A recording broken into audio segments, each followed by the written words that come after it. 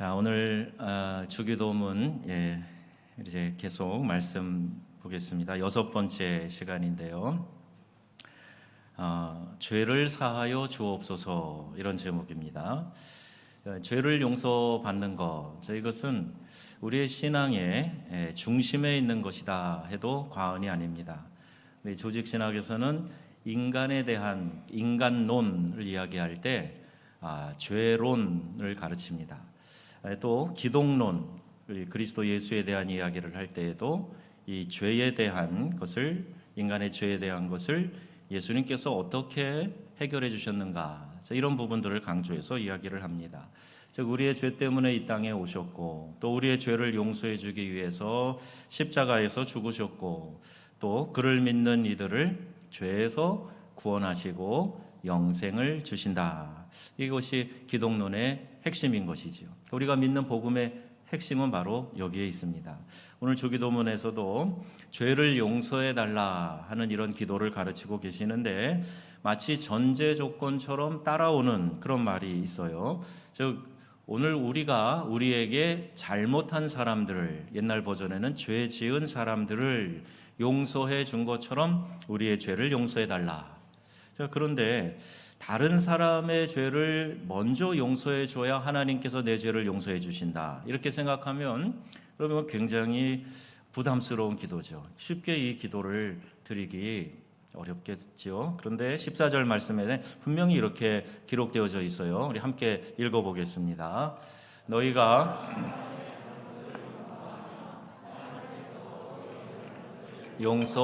용서하시려니와. 아멘. 우리가 사람의 잘못한 것, 그 죄를 용서하실 때 너희 죄를 용서해 주신다. 부담스러운데 이 기도에 대한 아람어의 정통한 신학자의 해석이 있습니다. 예수님 당시에 예수님과 히브리 사람들은 아람어를 사용했거든요. 히브리어의 사촌격이죠. 근데 이 말의 문법적인 정확한 정의대로 해석을 하면 이렇다는 거예요. 이게 동시성 완료 시제라고 되어 있는데 이렇습니다. 그 뜻은 우리의 죄를 용서해 주시옵소서, 그와 동시에 우리도 우리에게 빚진 자들을 용서하겠습니다. 이런 의미를 가지고 있다는 것이에요. 내 죄를 용서해 달라는 청원 기도와 내게 잘못한 사람을 용서해 주겠습니다 라는 의미가 동시에 담겨 있다는 거예요. 그러니까 즉 청원과 서원이 함께 담긴 기도가 주님이 가르치신 이 부분의 기도라는 겁니다. 내 죄를 용서해 달라고 기도하면서 다른 사람을 여전히 미워하는 그런 마음을 가지고 있다면 이건 마땅치 않다는 거예요. 마태복음 18장에 보면은 1만 달란트 빚진 자의 비유가 나옵니다. 그런데 주인이 그 빚진 자의 빚을 탕감해 줘요. 어쩌다 그렇게 큰 빚을 졌는지 모르겠지만 이 어마어마한 빚, 개인으로는 다 갚을 수 없는 빚이거든요. 이 한 달란트가 6,000데나리온입니다. 1데나리온이 노동자의 하루 품삯이에요. 요새는 외국인 근로자들도 일일 일당이 굉장히 많습니다. 우리 이거 지을 때 보니까 뭐 하루에 보통 20만 원 그 이상 요구하는데 이 금액으로 따지면 뭐 상상을 못할 정도입니다. 쉽게 얘기하면 건강한 장년 성인 남자가 20년 동안 하나도 안 쓰고 일해서 모은 돈이 그게 1달란트예요. 1만 달란트면은 사람 평생 갚을 수 없는 큰 돈인데 이걸 그냥 탕감을 해줘요. 탕감받은 사람이 기뻐가지고 가다가 자기에게 100데나리온 빚진 자, 그 사람을 잡아가지고 옥에 쳐넣습니다. 다 갚을 때까지 너 못 나온다. 주인이 이 얘기를 듣고 그 사람 다시 잡아와라. 어떻게 그럴 수가 있느냐. 그리고 이 이야기의 결론이 35절에 나옵니다. 35절 말씀 함께 보겠습니다. 너희가 각각 중심으로 형제를 용서하지 아니하면 너희 천부께서도 이와 같이 하시리라. 아멘. 참 비장한 말씀인 거예요. 우리 죄인의 특성이 있는데 자기를 미워하는 겁니다. 그리고 자기의 잘못은 최대한 축소합니다. 다른 사람의 잘못은 확대합니다. 마태복음 7장 3절 말씀에 보면 어찌하여 형제 눈 속에 있는 티는 보고 내 눈 속에 있는 들보는 깨닫지 못하느냐. 예수님이 그러한 우리의 죄성을 아주 예리하게 깨닫도록 지적해 주시는 부분이에요. 내 눈 속에 들보가 있어요. 대들보라 그러잖아요. 집을 바치는 큰 들보가 나한테 있는데 그거는 보지도 못하고 형제의 눈 속에 있는 티를 빼려고 그러느냐, 이 어리석은 자야, 말씀하시는 거예요. 주기도문을 외우는 사람은 그래서 나는 죄인입니다 라고 인정하는 것에서 시작이 된다는 거죠. 매 순간 내 죄가 하나님 앞에서 씻음받고 용서함 받는 그럴 필요가 있다 하는 것을 자인하도록 주기도문에 이 기도를 가르치고 계시는 겁니다. 성도는 누구나 죄를 용서받는 경험이 필요합니다. 이것이 은혜의 첫 단계예요. 믿는 자가 얻는 가장 큰 축복이 뭐냐? 여러분 뭐라고 생각하세요? 이게 바로 죄 사함의 은혜인 줄로 믿습니다. 내 죄를 씻어주신 것, 그것에 대해서 감사하고 감격하고 내가 어떻게 해도 씻을 수 없는 나의 원죄를 씻어주셔서 천국에 입성할 수 있는 자격을 주신 것, 이게 우리의 믿음의 가장 큰 본질이고 이게 은혜 중에 은혜라는 말씀이에요. 예수님이 이 땅에 오신 이유가 죄에서 우리를 용서해 주시기 위함입니다.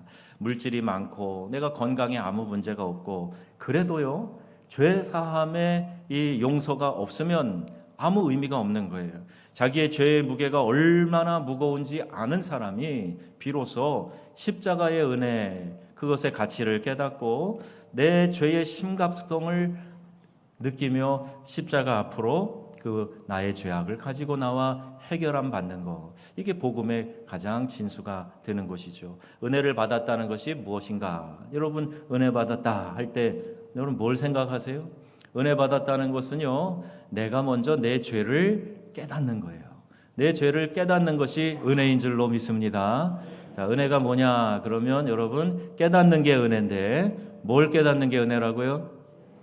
죄를 깨닫는 게 은혜예요. 그러면 하나님의 나를 향한 사랑이 깨달아져요. 은혜 받은 사람은 죄를 깨닫고 회개하고 하나님이 나를 향한 긍휼과 사랑을 깨달으면서 그 은혜를 누리는 겁니다. 십자가에서 예수님이 돌아가실 때 7마디를 총 하셨다 그러죠. 사복음서를 쭉 종합해 보면 마지막에 하신 말씀이 다 이루었다 말씀이에요. 우리 헬라어 성경의 원어대로 보면 테텔레스타이라고 하는 이 문장인데, 이것은 죄의 빚을 내가 다 갚았다라고 당시 사용하는 상업 용어를 빌려서 예수님이 말씀하셨다는 거예요. 기록되어 있는 겁니다. 우리의 죄를 위해서 내가 할 수 있는 일이 없어요. 내 죄를 위해서 죽으신 예수 그리스도 그 은혜 안으로 들어가는 것밖에는 할 일이 없어요. 그래서 그 은혜의 울타리 안에 들어가서 형벌을 피하는 것이지요. 죄진 사람에게 내리는 최고의 형벌이 뭡니까? 여러분 일반 법정에서도 최고의 형벌은 사형이에요. 죄의 최고의 형벌은 죽음인 것이죠. 주님은 내 죄 때문에 대신 십자가에서 죽으셨어요. 이 사실을 깨달아야 우리가 은혜를 압니다. 그러므로 내 죄를 용서해달라 하는 이 기도는요, 매일 또 매 순간 드려야 될 기도예요. 그럼에도 불구하고 이 구원파라고 하는 이단 교회에서는 이미 구원받은 사람은 죄 용서해달라는 기도를 하면 안 된다, 할 필요가 없다, 이렇게 가르치는 거예요. 아닙니다. 우리가 원죄에 대해서는 예수의 보혈로 씻음받고 누구든지 예수님을 나의 구원자 주님으로 인격적으로 영접하면 구원이 이루어져요. 그 죄의 문제가 해결이 되기 때문에.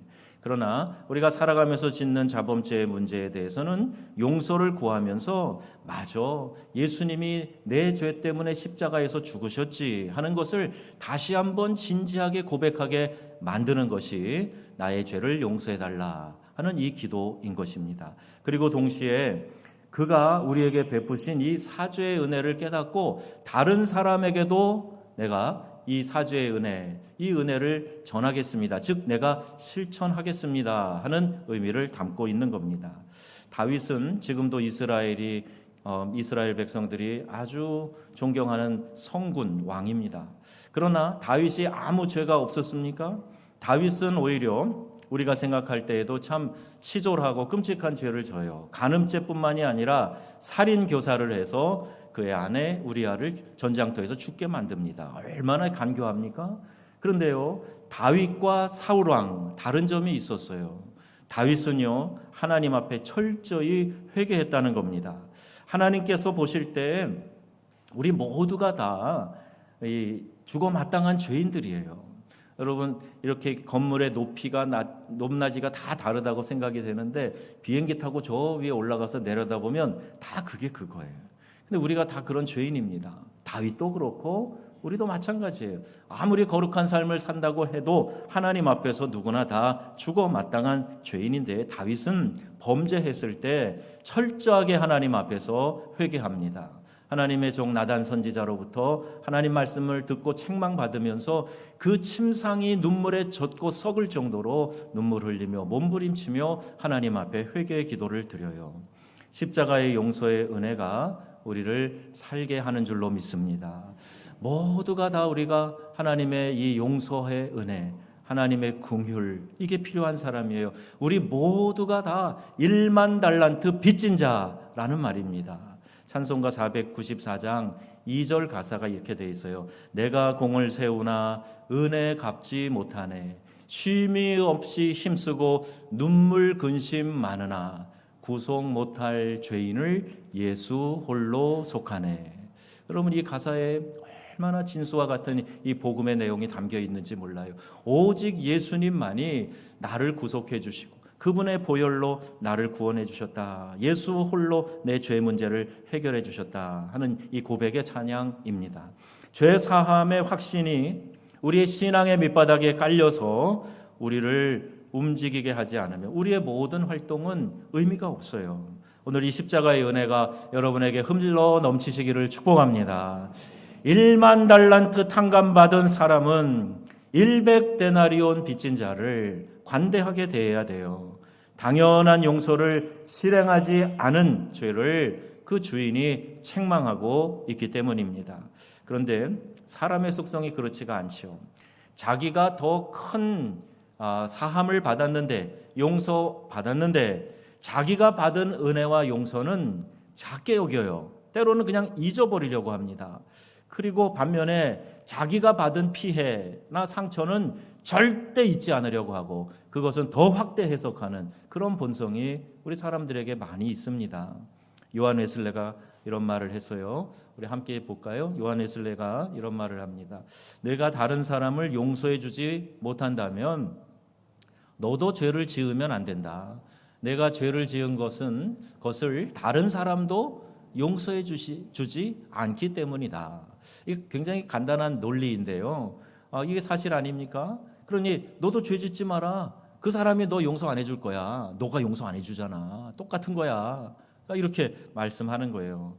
이 세상은 이러한 보복의 원리로 가득 차 있습니다. 이에는 이, 눈에는 눈. 이게 구약 성경에만 나오는 배상의 원리가 아니고 오늘 이 시간에도 심지어 우리 믿는 복음 안에 사는 그리스도인조차도 눈에는 눈, 이에는 이 이렇게 갚아야 속 시원하지. 나는 빙신도 아닌데 내가 왜 참어? 이렇게 생각하는 기독교인들이 있단 말이에요. 보복은요, 이것은 죄의 자연스러운 본성입니다.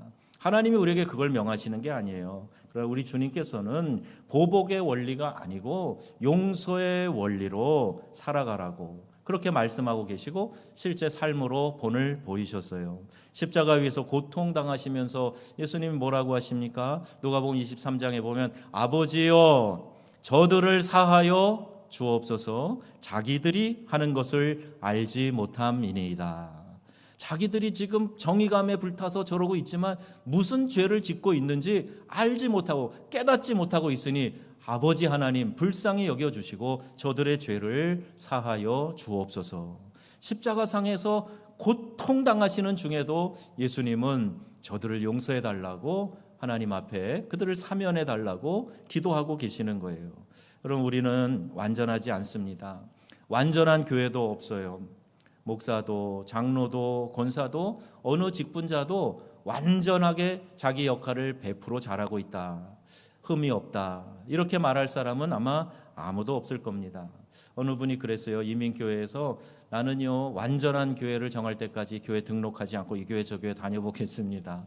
그랬더니 목사님이 염려하면서 그렇게 얘기했다는 거예요. 아유 형제님, 세상에 완전한 교회는 없는데 혹시 발견하셨다 그래도요 그 교회 등록하지 마세요. 형제님 때문에 그 교회가 완전한 교회에서 불완전한 교회로 바뀔 수도 있습니다. 이렇게 충고의 말씀을 했다는 거예요. 완전한 교회, 지상교회 없습니다. 그러나 완전한 교회로 그리스도께서 세우신 그 모형 그대로 만들어 가려고 힘쓰고 애쓰는 그 과정의 노상에 있는 거죠. 감옥에 있는 사람들을 만나면 특징이 있다는 거예요. 이 안에 분노들이 그렇게 많다는 거예요. 그리고 또 하나의 특징은 용서라는 단어를 그들의 대화에서 이야기해서 찾아볼 수 없다는 겁니다. 그럼 부부간에도요, 사랑해서 결혼을 했는데 부부간에 용서가 없었다면 어떻게 여러분들 지금까지 살고 계시겠습니까? 정말 내 아내는, 내 남편은 정말 멋지고 너무 아름답고 잘나서 매일 생각만 해도 어휴 너무 멋져, 너무 훌륭해. 그래서 여러분이 여태까지 살고 계십니까? 아마 대부분의 경우는 아니라고 생각이 돼요. 내게 상처를 주고 정말 이럴 수가 있어? 그래서 정말 마음의 정내미가 떨어지고 왜 그래도 한번 내가 참지, 한번 접지, 용서해야지. 그러면서 다시 회복하면서 같이 살고 있는 것 아닐까요? 형제간에도요, 등 돌리고 사는 사람들이 많아요. 그렇게 어렸을 때부터 같이 살갑게 지냈는데도 사소한 것에 오해가 생겨가지고 형제들도 등 돌리고 연락도 안 하고 왕래도 안 하는 사람들이 수없이 많습니다. 부모 자녀 간에도 많은 상처와 고통 가운데 사는 사람들이 이 시대에 더 많이 있어요. 성도 간에도 갈등에 있는 사람들도 분명 있을 겁니다. 우리가 주기도문을 외울 때 진지하게 우리 주님의 마음을 알아야 돼요. 왜 이 기도를 드리라고 하시는지 깨달아야 합니다. 이 기도를 드리는 사람은 이미 내가 하나님께로부터 놀라운 은혜를 받은 사람이에요. 그래서 우리의 죄를 용서해 주옵소서. 우리도 우리에게 잘못한 사람의 죄를 용서하겠습니다. 이렇게 기도하라고 가르치고 계시는 겁니다.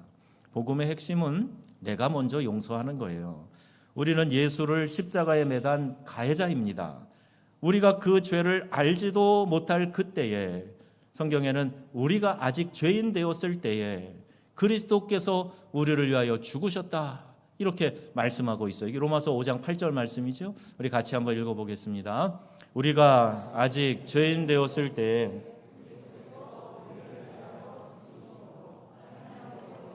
우리에 대한 자기의 사랑을 확증하셨느니라. 아멘. 제가 만난 참 무서운 사람 중에 복음을 깨닫지도 못하고 복음 하는 사람들이 있어요. 이게 복음의 핵심입니다.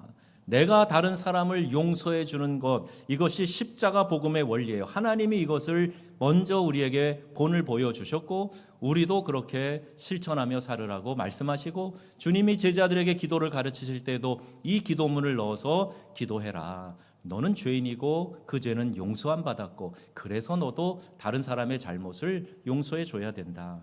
용서는 피해를 입은 사람이 먼저 용서를 하는 거라 제가 여러 번 말씀을 드렸습니다. 미라슬로브 볼프의 신학을 통해서 여러분들에게 그것을 쉽게 이해하도록 또 이 화해 그 복음에 대한 여기 운동을 통해서, 피스메이커 운동을 통해서 여러분에게 수요일마다 강해하면서 이 부분을 말씀을 드렸어요. 용서를 먼저 실천하는 사람, 내가 피해를 본 사람, 상처를 받았다고 생각하는 사람, 그 사람이 먼저 용서를 실천해야 된다는 거죠. 물론 자신이 당한 일이 너무 억울하다고 생각이 들 수 있어요. 내가 받은 피해와 상처를 모르셔서 그러지요. 이게 얼마나 깊은지 아십니까? 얼마나 괴롭고 얼마나 속쓰리는 고통의 신갈인지 아십니까? 아마 안다면 그렇게 말씀하지 못할 거예요. 이런 표독스러운 반응이 나오는 분들도 계실 거예요. 물론입니다. 결코 쉬운 일이 아니에요. 그러나 우리의 출발이 어디로 가야 되는가? 내가 갚을 수 없는 빚, 1만 달란트 탕감받은 사람이다 하는 곳으로 가야 됩니다. 나의 억울함에만 집중하지 말고 하나님의 은혜에 집중하라는 거예요. 내가 아무리 큰 피해를 받았다고 하더라도 그것보다 더 크고 무서운 것은 용서하지 않음으로 찾아오는 후유증입니다. 이것이 더 크고 무서운 일이에요. 그래서 하나님이 우리를 너무나 사랑하셔서 내 사랑하는 자녀가 용서하지 않기 때문에 생기는 그 후유증으로 고통받지 말라고, 네가 용서해, 네가 먼저 풀어, 이렇게 우리에게 말씀하고 계시는 거예요. 우리의 모든 불행은 용서하지 않는 것에서부터 시작된다는 말이 있습니다. 정신적으로나 또 우리의 심리적, 육체적인 것, 이 어떤 불행의 원인, 이게 용서하지 않고 이 마음에 맺혀 있는 이것 때문에 내가 그것을 당하면서 살게 되는, 나에게 가해한 사람은 오히려 다리 쭉 뻗고 편하게 사는데 내가 피해를 받은 사람이면서 그 사람 용서하지 못해가지고 그 미운 마음 때문에, 괴로움 때문에 스스로 상처를 빨며 내가 스스로 그 상처 때문에 고통받으며 살고 있으니 얼마나 하나님 입장에서 안타까우시겠어요. 그래서 사랑하는 아들아, 사랑하는 딸아, 네가 용서해, 네가 풀어, 이렇게 말씀하고 계시는 거예요. 한국인들은요, 한이 많다 그래요. 그래서 철학 용어로 이 한을 그대로 한이라고 외래어로 쓰면서 그들이 이 철학 용어를 풀어갑니다. 그래서 우리나라를 대한민국, 큰 나라, 한자를, 나라 한자를 쓰는데 그게 아니고 대한민국, 한이 큰, 한이 많은 나라, 이렇게 해석을 하는 경우도 있어요. 민중신학자들도 이 이야기를 합니다. 한이 뭐냐? 용서가 없는 마음이에요. 그래서 용서하지 못하기 때문에 내 이 가슴 속에 생긴 맺혀진 응어리, 이게 한이란 말이에요. 그럼 우리 몸으로 얘기해 볼까요? 정상세포들이 있는데 여기에 그 몸과 별도로 놀면서 따로 맺혀진 응어리, 이게 뭐예요? 이게 암덩어리예요. 그러니 여러분, 한이 우리의 정신에, 영혼에 암을 만든다 생각하면 이 안에서, 이 독에서 우리가 벗어나야 됩니다. 한에서 독이 나옵니다. 독은 상대를 향하는 것 같지만 사실은 자기를 죽이는 무서운 독이에요. 내가 말을 사납게 하든지 어떤 사람에게 욕설을 퍼붓는다든지 분노를 쏟아놓는다든지 그러면 이게 그 사람에게만 향하면 뭐 문제가 없겠죠. 그런데 내가 당한다니까요. 내가 들으면서 내가 그 고통에 같이 말려든단 말입니다. 마음만이 아니라 몸도 상하고 그래서 병들게 돼요. 용서를 못하면 삶이 정상적이 되지 않습니다. 가슴이 사막이 되고 이 삶이 지옥 같은 삶을 살아갈 수밖에 없는 거예요. 가슴이 차가워지고 긍정적인 것으로 펼쳐나가지지 않기 때문에 그 어떤 일들이 생겨도 이 안에서 자꾸 걸리고 뭐 말 한마디만 들어도 표정이나 행동 하나만 봐도 자꾸 이 속에서 걸려지고 그러는 거죠. 용서하지 않은 마음이 주변에 파장을 일으키고 점점 그래서 주변의 사람들이 떠나가요. 스스로 고립된 삶을 삽니다. 자신은 의롭다고 그렇게 했는데 그게 아니라 오히려 자기는 외로워지고 자기가 만든 그 감옥 안에서 자기 자신을 인질로 억류하면서 살아가는 거예요. 그게 미운 마음의 사슬에 매여 있는 사람의 특징입니다. 하나님과의 관계도 영향을 끼친다 그러죠. 기도가 안 됩니다. 용서하지 않는 마음은요, 기도가 안 돼요. 마태복음 5장 23절 24절 말씀 같이 읽어보겠습니다. 그러므로 예물을 제단에 드리려다가 거기서 내 형제를 원망을 들을 만한 일이 있는 것이 생각나거든. 예물을 제단 앞에 두고 먼저 가서 형제와 화목하고 그 후에 와서 예물을 드리라. 아멘. 예배를 기뻐하시는 하나님이 형제와 불화한 가운데 드리는 예배, 이거 보류하신단 말이에요. 예배를 그토록 좋아하시는 하나님이시지만 너희가 진정한 예배를 드리기 원한다면 먼저 가서 형제와 사화하고 화평 가운데 돌아와 예배하면 좋겠다, 이 말씀을 하시는 거예요. 그 중요한 예배보다도 선행돼야 될 것이 있는데 그게 바로 용서와 화목이라는 거죠. 미워하지 말아야 될 또 다른 이유가 있습니다. 그것을 사단이 사용하기 때문이에요. 여러분, 우리의 분노를 사단이 확장시킵니다. 화를 쏟아내면 그걸로 시원할 것 같지만 아니요. 그 마음을 사단이 딱 붙잡고 더 분노의 불이 타오르도록, 활활 타오르도록 이 안에 불지르는 역사가 사단으로부터 일어나는 거예요. 그러므로 용서는 상대방을 위해서라기보다는 나 자신을 위해서 용서를 해야 됩니다. 용서의 최고의 수혜자가 누구냐? 그게 바로 나라는 거예요. 나 자신을 위해서 내 스스로가 나에게 상처를 입히고 가해한 자를 끊어내고 용서하면서 풀어주라는 이야기예요. 상대를 변화시키려고 하지 마세요. 그건 내 영역이 아닙니다. 저 인간 내가 용서해 줬더니 고마운 생각은 하나도 안 하고 자기 잘났다고 저러고 다니네? 더 설치네? 이런 마음이 드는 분들이 계실지 모르겠어요. 제가 그 비슷한 표현을 종종 듣습니다.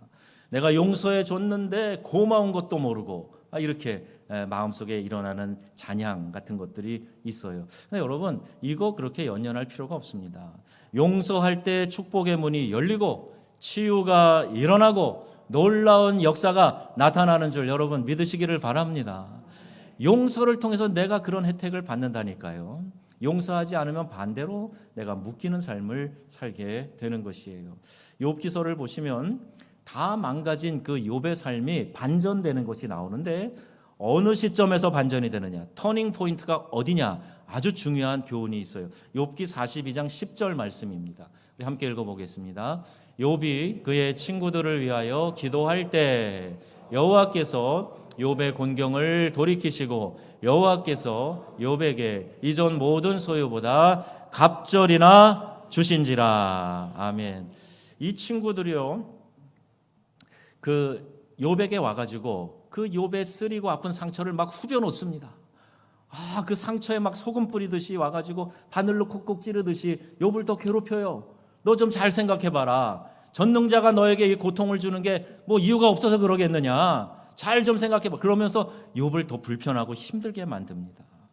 그런데 하나님께서 그 욥에게 친구들을 위해 기도하라 말씀을 하신 그 말씀에 욥이 순종을 해서 기도했단 말이에요.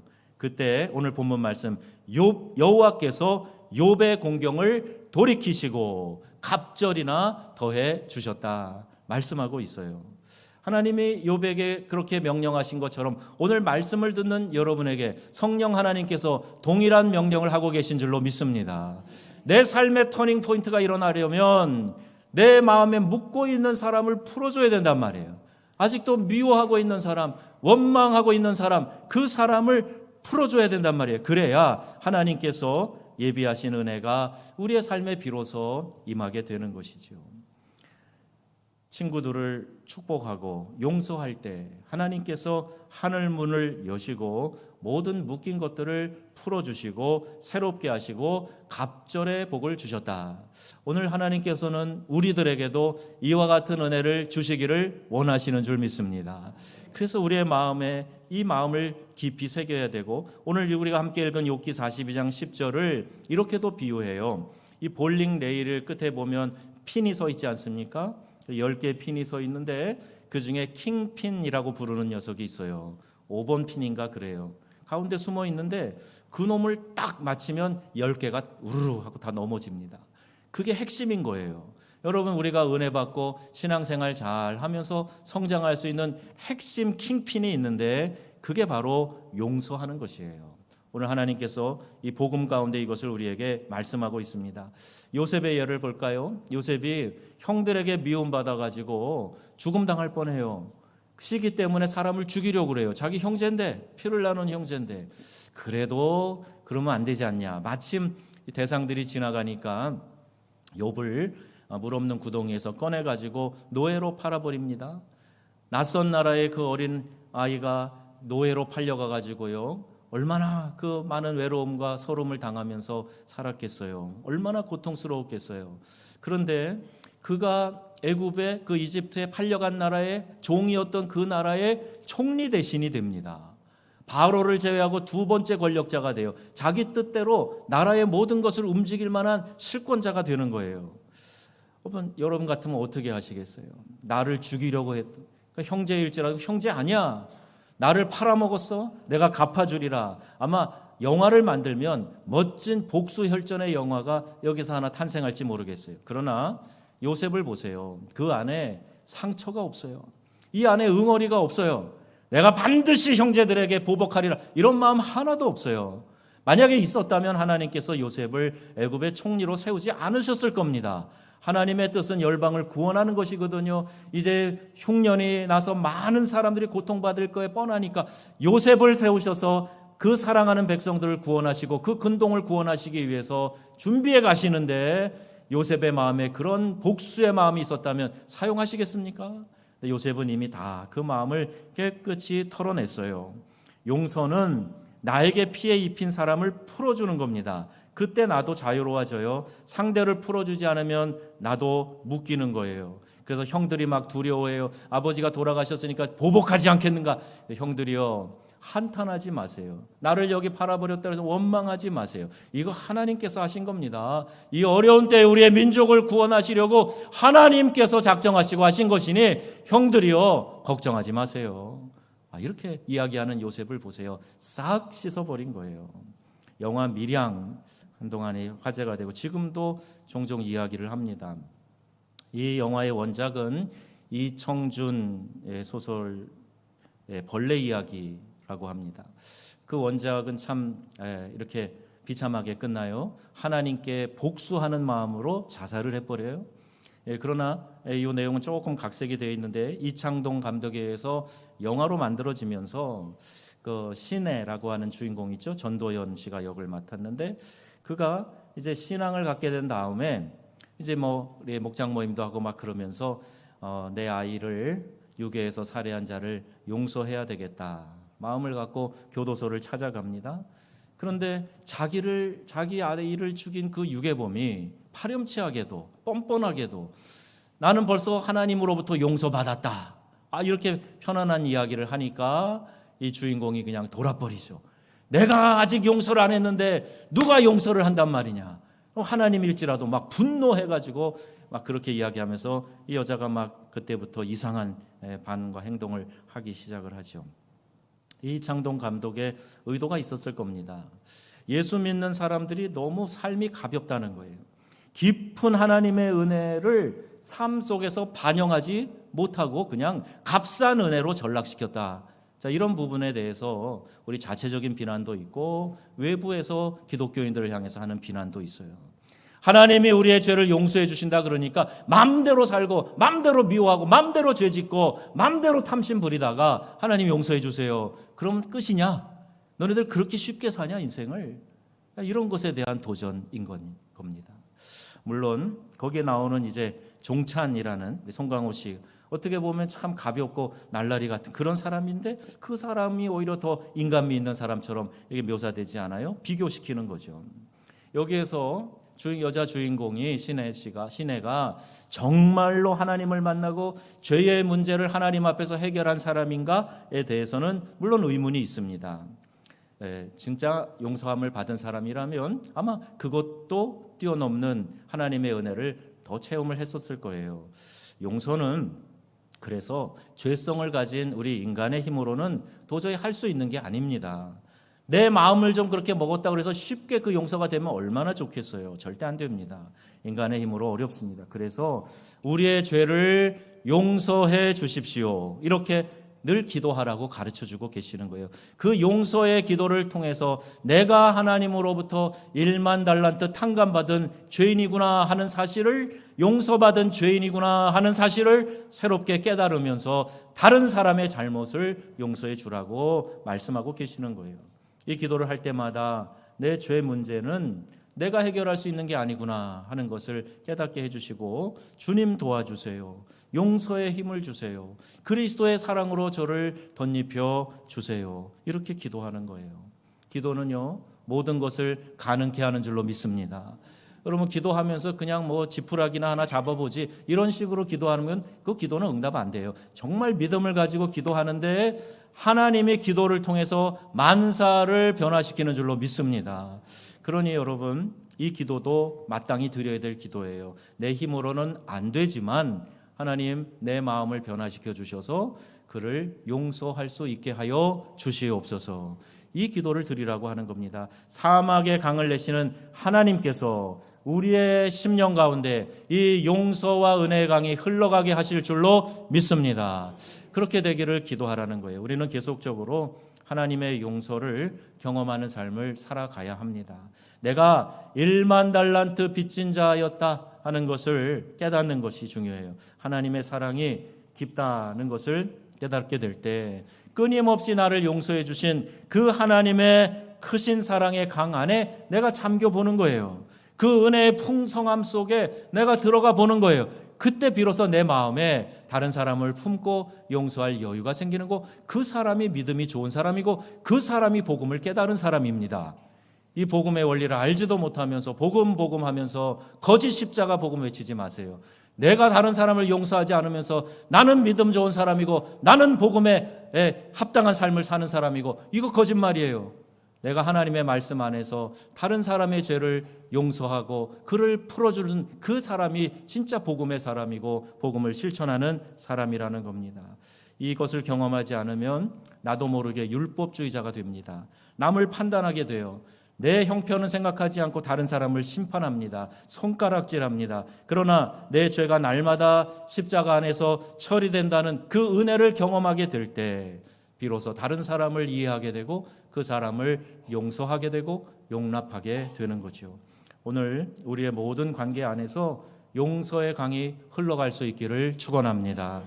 냉전 중인 가정이 있으시면 아내가 혹은 남편이 먼저 가서 용서를 구하세요. 먼저 용서를 구하는 게 무슨 자존심입니까? 아니요, 성숙함이에요. 내가 너보다 성숙하니까 내가 먼저 용서를 구한다. 그리고 다가서는 거예요. 아버지 학교를 하는 교회들이 수도권에 많이 있는데 저희 교회도 좀 기획을 생각하고 있습니다. 아버지 학교를 하면요, 그동안 이 가부장적인 유교적인 분위기에서 이 아버지들이 권위주의에서 빠져가지고 자녀들에게 그 상처를 준 일들이 참 많은데 그런 부분들에서 이렇게 고침받는 역사들이 일어나요. 아버지가 정말 진심으로 내 사랑하는 자녀들, 원치 않은데 왜 아이에게 내가 이 상처를 줬을까? 그러면서 중심으로 미안하다 이렇게 이야기하면서 아이들을 격려할 때 아이들이 막 엉엉 우는 거예요. 내가 정말 부모님에게 기대한 건 다른 게 아니라 이렇게 따뜻하게 아버지가 나에게 상처를 준 거에 대해서 미안하단 말 한마디만 했어도 내가 이렇게 빗나가지 않았을 텐데 아버지 고마워요. 아버지 다시 우리 사랑해요. 이렇게 회복되는 역사들이 일어난다는 거죠. 우리 안에 별별 상처가 많습니다. 그 상처를 품고 용서하지 않을 때 그 상처는 일평생 나를 괴롭혀요. 내 안에 한이 되고 응어리가 돼가지고 마치 암세포처럼 나를 서서히 죽여가고 있단 말이에요. 괴롭히는 겁니다. 십자가의 은혜 안에서 아버지를 용서한다고 선포하는 거예요. 그렇지 않으면 내가 묶여있는 자가 되니까. 내가 사랑하는 이를, 내 아내와 남편을, 나에게 상처를 준 남편을 내가 용서하고 풀어주는 거예요. 내 주변의 사람들과 평안한 관계를 맺고 묶여져 있는 것들을 풀어내는 거예요. 또 내 자녀를 용서해야 됩니다. 끊임없이 용서하는 거죠. 탕자의 비유가 나오는 누가복음 15장에 보면 그 아버지의 마음을 알 수가 있어요. 아들이 이렇게 재산 챙겨 나가가지고 완전히 망가졌잖아요. 정말 막 거지 같은 생활을 하다가 다시 아버지에게 돌아오는데 아버지는 저 멀리 있는 아들을 알아보고 달려가가지고 아이를 끌어안고 목을 끌어안고 입 맞추고 그 아이를 다시 내 아들로 받아들이고 신분을 회복시켜주지 않습니까? 이게 아버지 하나님의 마음이라는 거예요. 이미 헤어진 사람, 틀어진 동료와의 관계, 가족과의 관계, 성도들 간의 관계, 십자가 안에서 내가 용서한다 하고 선포해야 됩니다. 그럼 놀라운 회복이 일어날 줄로 믿습니다. 기적이 일어나고 자유를 얻게 됩니다. 이게 신앙인의 삶의 진정한 맛이에요. 멋이에요. 영적으로, 정서적으로, 육체적으로 회복이 일어나기 시작하는 거예요. 용서를 선포했을 때 오랫동안 나를 괴롭혔던 내 마음의 병, 육체의 병이 떠나는 역사를 경험하는 사람들 많이 보게 됩니다. 공동체 안에 맺힌 관계가 있으면 용서를 선포해야 돼요. 내가 누구에게 상처만 준 줄 아세요? 예, 그거 아셔야 돼요. 상처를 받기만 한 게 아니라 상처를 줬다는 사실도 알아야 됩니다. 그러니까 서로가 서로를 용서하고 용납하라는 거죠. 우리 모두 매일 용서가 필요한 사람이에요. 내 옆에 완전한 사람이 없습니다. 내가 연약한 사람인 것처럼 그들도 연약하기 때문이에요. 내가 억울한 일을 당하지 않게 해달라. 이것만 기도할 것이 아니라 내가 어떠한 사람도 어떤 이의 잘못도 용서할 수 있는 능력을 주세요. 이렇게 기도해야 됩니다. 주님 가르쳐 주신 이 주기도문은 내 죄가 용서받듯 나도 내게 잘못한 사람을 용서해 달라 하는 기도예요. 서약과 서원의 기도입니다. 용서받고 용서 안 받은 죄의 문제로부터 자유로울 때 우리의 삶에는 놀라운 회복과 변화와 축복이 일어나게 될 것입니다. 여러분, 우리 교회가 이제 좋은 방향으로 가고 있어요. 이렇게 아름답게 하나님께서 놀라운 기적 같은 일을 우리에게 베풀어 주셨어요. 이제 도약할 일이 필요합니다.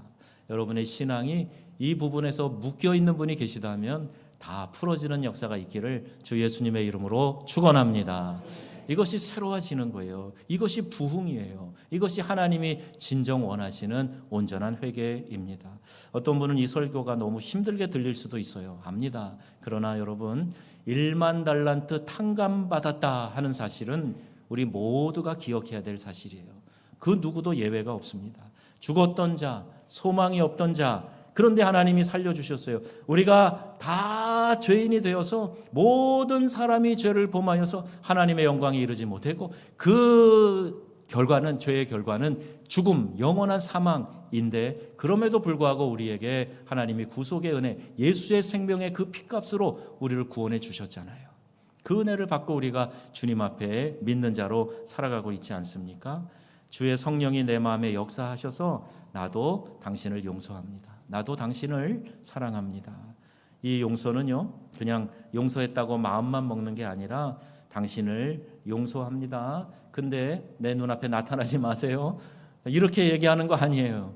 그를 축복하는 겁니다. 예, 욥이 그랬던 것처럼 하나님의 명령대로 나에게 상처를 준 빌닷, 소밧, 엘리바스 그 친구들을 축복하니까 하나님이 그 시점을 터닝 포인트로 해서 다시 욥의 삶에 은혜를 베풀어 주시는 것처럼 오늘 우리가 진정으로 축복을 하는 삶을 살아야 됩니다. 용서한다고 말만 하고 그냥 잊어버리는 것이 아니라 그를 위해 기도해 주는 거예요. 축복하는 거죠. 그러면 우리의 삶에 하나님이 주시는 회복이 나에게서 먼저 일어나고 관계 안에서 일어나고 공동체 안에서 일어난다는 말입니다. 여러분, 우리의 죄를 사하여 주옵소서라고 간구하며 날마다 하나님의 이 은혜를 체험하시기를 바랍니다. 긍휼이 풍성하신 하나님의 그 용서의 은혜, 우리를 향하신 그 명령, 이것을 순종해 보면 정말 우리의 마음에 기쁨과 평안이 넘쳐나게 됩니다. 그리고 그 은혜 안에서 나에게 잘못한 사람 용서하는 거예요. 이를 통해 내가 자유롭게 되고 진정한 해방을 누리며 놀라운 하나님의 은혜를 경험하게 된다. 오늘 이 말씀을 주기도문을 통해서 우리에게 가르쳐주고 있습니다. 여러분 안에 이 놀라운 은혜와 평강이 넘쳐나시기를 우리 주 예수님의 이름으로 축원합니다. 아멘. 기도하겠습니다.